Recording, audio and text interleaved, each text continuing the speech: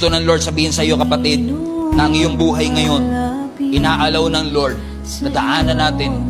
Huwag mo lang basta takasan. Alam mo, dati, pag may problema ako, lagi ko sinasabi, Lord, kailan ito matatapos? Kailan mo ako ilalabas? Maintindihan mo rin kasi kapag may trouble ka talaga, hirap na hirap ka, di ba gusto mo na lang matapos? Pero ngayon, ang tinuturo sa atin ng Panginoon, Lord, kung hindi mo tatapusin, kung hindi mo ako ilalabas, patatagin mo ako para ma-endure ko.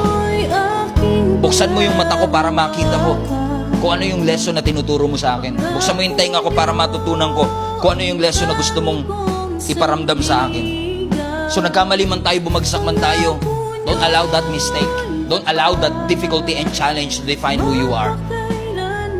In fact, allow that mistake, allow these challenges that you are facing right now to refine you, to test your faith, to strengthen your faith.